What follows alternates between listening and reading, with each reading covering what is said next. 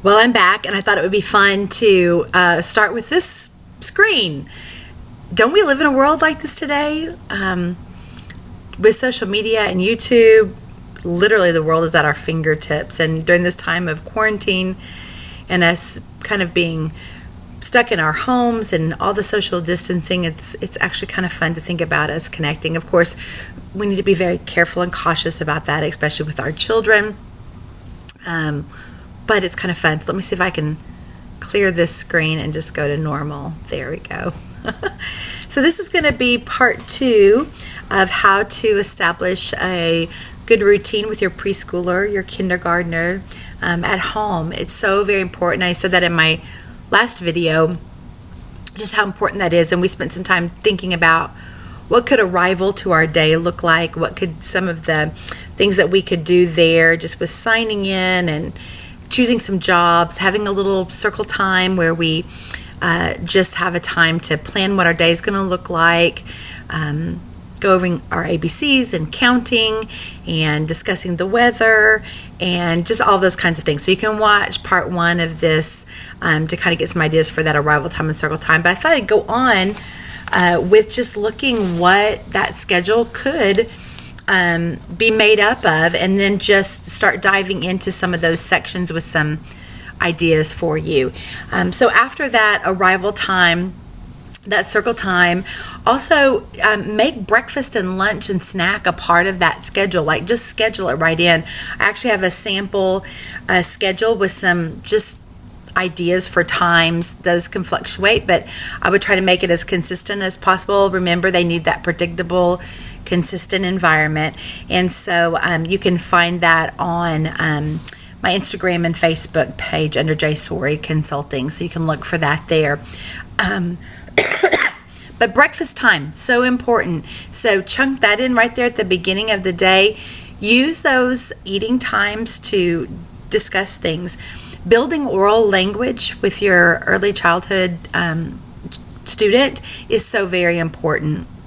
And so the more that we have the opportunity to let them use their words, let them hear us use our words, it's so important. And so meal times can be great conversation times. You can even pick out shapes of the foods that you're eating, some fun snack ideas that you can actually find on Pinterest or other YouTube sites that where you could actually create a snack with your child, and even in an artistic way. So use those as learning times as well. And then we move into what we would call center time in an early childhood classroom. And you might just think about, while your child is at home with you, if they're normally in a preschool setting, maybe arranging their room or their play space in different centers where you group and organize like items. And so some of the centers that you might think about, some things that I would recommend, is having some type of block center. And that can include like any kind of real, like blocks, large, small blocks, and small manipulatives, little animals, people, cars, all those sorts of things. You might get adventurous and create like a sensory table or a sand and water table. We always even just use like a large tub, and you can put some sand in there with some different items where they could measure and pour and really work on those eye-hand coordination, some scientific concepts there. You might get a nice day and be able to go outside and set up your water table outside with some of those same types of elements to it, where they're learning some science concepts, some math concepts, eye-hand coordination, just the sensory, also things that might just really help them with that sensory integration. A music center, and then also a time during the day where you actually focus on some music, and I'll share some ideas with you with that as well. There's nothing wrong with getting pots and pans. Go through and explore your kitchen and let them decide what is it in this kitchen that actually could make music. You'd probably want music to last about 10 minutes of the day, but that could be really fun. You may not have rhythm instruments that are called rhythm instruments, but we have things in our home that make great sounds. And so let your child just maybe go on a scavenger hunt with you through your kitchen, through your house, and look for things that could be used as a musical instrument. Thinking about ways to have a beat, establish a beat of a song. Also thinking about listening to certain songs and thinking about enhancing vocabulary through music. And then a science and discovery area, and that might also be a time that you focus in on a special lesson that is specifically related to science and discovery, and we'll talk about that in some future videos. But think about ways that you could set up a center where there's a focus on sorting and classifying items, about animals and about plants, thinking about the physical, the elements of the physical world. Maybe go out, on a beautiful day and go on a scavenger hunt. Maybe you could pick up, look for living things and non-living things. So think about ways that you can bring in science and discovery, and maybe even set up a little center in the play space or in your house. A writing center, and what a great opportunity right now to have a writing center. We say writing center, and with a preschooler, writing really is about having something that makes a mark in their hand, and there's something in their mind that they want to relay to somebody else. And so writing actually takes the form of pictures a lot of times in the preschool realm. Those are the beginning stages of writing. We want that. You want your child to have those experiences. And then as they learn some letters and marks that represent that when I say this mark actually means it written down, you'll begin to see some of those kinds of things too, and inventive spelling. But think about this time right now. You could make letters for your neighbors, for people that are living in extreme quarantine right now, where we have a lot of people over the age of 65 that are in complete lockdown, where they're really, really having to be very careful about getting out. What a great opportunity to write letters to family and to those individuals who just need to have some encouragement right now. And so think about all the ways that a writing center could benefit your child, but also benefit others. And so another one could be an art center. I always say that before you just put out a bunch of art supplies, you want to introduce those very carefully. And so I can remember getting envelopes of hair on my desk when I actually had my early childhood center in Bentonville. And I always knew that, that's going to happen. It's just going to happen because kids are also very, very curious. They're like cats. And so it was just inevitable that those little people were going to cut their own hair. But we can maybe get ahead of the game if we will introduce things. So before you introduce scissors, be with them, sit with them, show them how scissors work. Before you introduce paint or glue or glitter or anything like that, you want to really introduce that. And so hopefully in some future videos, I'll also show you some creative ways to introduce some of those art supplies and those mediums.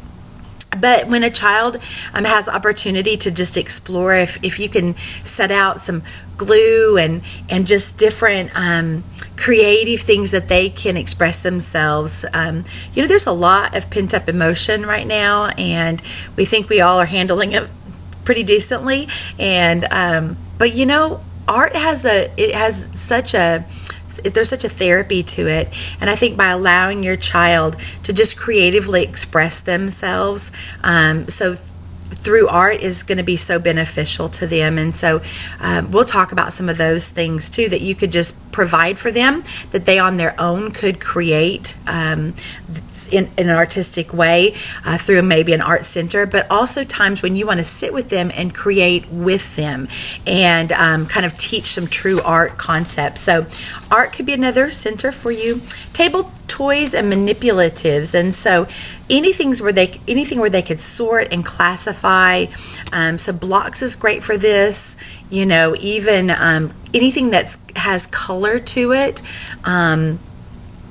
or shape or size, thinking about quantities, comparing things that are same and different. So lots of children's board games work really great for this too. And so that's a great opportunity for a center.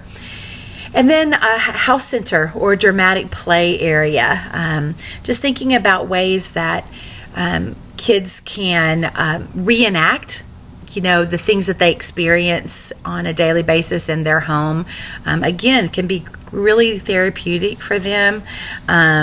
They're using language. Of course, they're not going to have other children in their classroom there. It's just going to be them. So your interaction with them during this time is going to be so very important.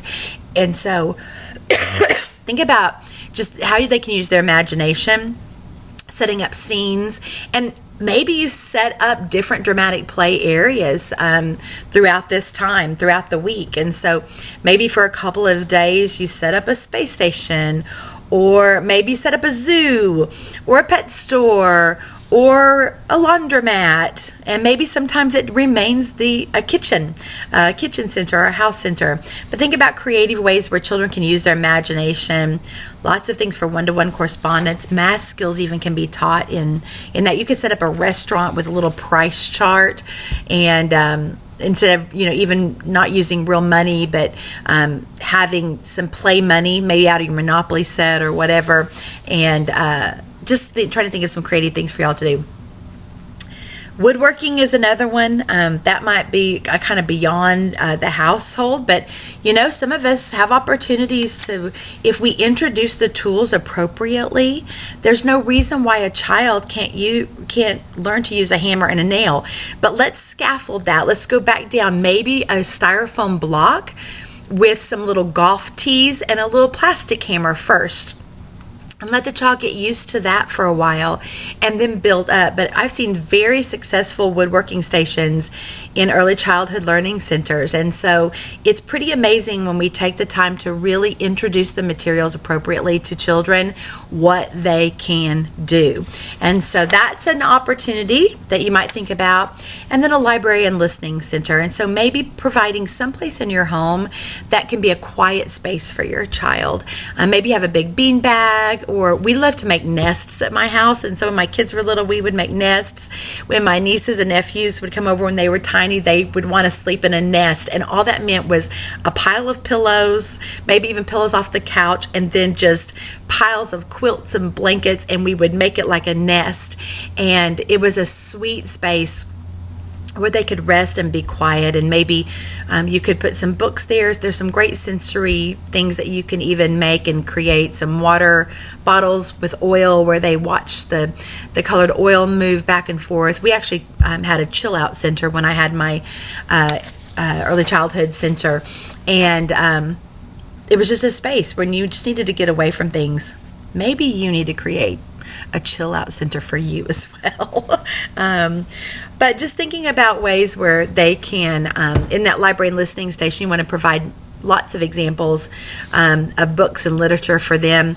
And some of those, for them to look through, the younger that they are, those picture books are really, really important. So there's great wordless picture books like Good Dog Carl, Good Night Gorilla is one of those.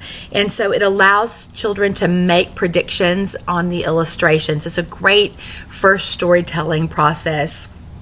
And then predictable books are also really good. And as you interact with your child at that library and listening station, those things that repeat the refrain over and over again, they begin to understand what reading is about, and they get to participate in it. So Brown Bear is an example of that. And then just classics. This also kind of spans on to read aloud time. Read aloud to your children. It's so very important. Thinking about getting books that are classics like The Little Engine That Could, Make Way for Ducklings, Madeline. I love those that have just been around forever, but there's such great lessons in those. And also books from different cultures. diversity, so very important. Let children see that we're not all the same. We don't all have the same skin color. We don't all speak the same. We don't all have the same customs and traditions. But what a beautiful world it is because of that. And then chapter books are great too. And so introducing those during a read aloud time. But in that library listening center, you really want things that children can tell stories even on their own, or wordless picture books. And so even adding like puppets there, and maybe even some writing materials where they can start writing their own story would be so much fun. These are so long because I have so much I want to share. But that takes us through like a center time during the day. And that really is, 50 minutes, an hour long, however long your child stays engaged there. But one of the things I want you to remember about when you're thinking about your child playing, that's what, being an early childhood educator, that was probably one of the biggest frustrations, is that people did not understand that, yes, you could walk into a classroom, a preschool classroom, and it looks like children are playing. Guess what? They are. But there's intentionality behind all of that play. And so as you're setting up these centers and these learning stations for your children, think about ways, what is my child learning when they are there? Make those experiences count. Plan educational, meaningful experiences for them. And ask yourself, why are they doing this? Why are we taking the time to be here? What is my child learning? What skills or content is being addressed in the activities that we're doing? And yes, sometimes it's just for fun and enjoyment and enhancing imagination and creativity. That is wonderful. But also we have such a role to play in planning those meaningful experiences for our children. Remember, we only have so much time with them. And so it's so very important. Start where every child is. We need to realize where our child is at and start right there, because every child can learn something new. Every child can have a meaningful experience. We just need to know where to start with that teaching and that guiding. And then you just guide that learning step by step. And so one of the things that I just want to reiterate before I stop this very long video is that as you're setting up these kind of centers, or you're creating, as you're planning the day and your child decides what it is that they want to do during that quote center time, you can also be thinking in your own mind, what is it that my child's learning there? And so, and also ways that you can encourage play, and you can encourage learning in those centers. And so I'm going to take one of the centers as an example really quick and share that with you. So within blocks, so one of the things you can think of, so when a child plays in blocks, they're learning to think, plan, and solve problems. They're using their imagination, of course, to build something and to pretend play. They're using language to communicate with you, or maybe they have a sibling playing there with them.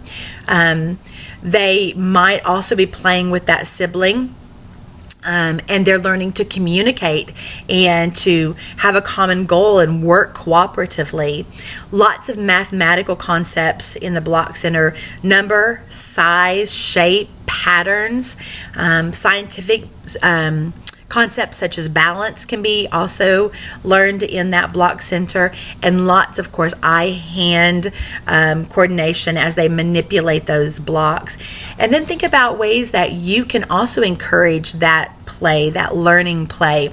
So could you kind of interact as well and help to expand and elaborate on the children's comments? So when they say they're going to build something, ask questions, get them to really build those language skills, those descriptive skills. It's so important. Ask those questions, redirect children's comments, encourage them to talk to one another, those siblings that are playing there together. Help them to understand what good communication is all about. You can make comments about specific features that you see on the blocks or the construction that is going on. Maybe you can take an imaginary role. And so I'll tell you one thing, and then I really am going to be off of here. So my husband is a civil engineer, and he used to bring some of his old plans over to the preschool. And the kids loved to unroll those in the block center, and they would build on those plans and kind of follow on the roads with their cars, but they would build up these buildings on these blueprints.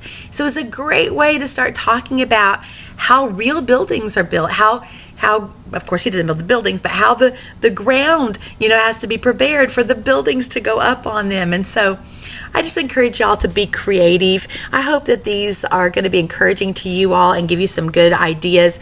We're going to move through next video and really talk about outdoor play. And so we'll talk about some gross motor skill enhancement that you can do, some games and activities to do to really get those bodies moving. And so thank y'all for tuning in.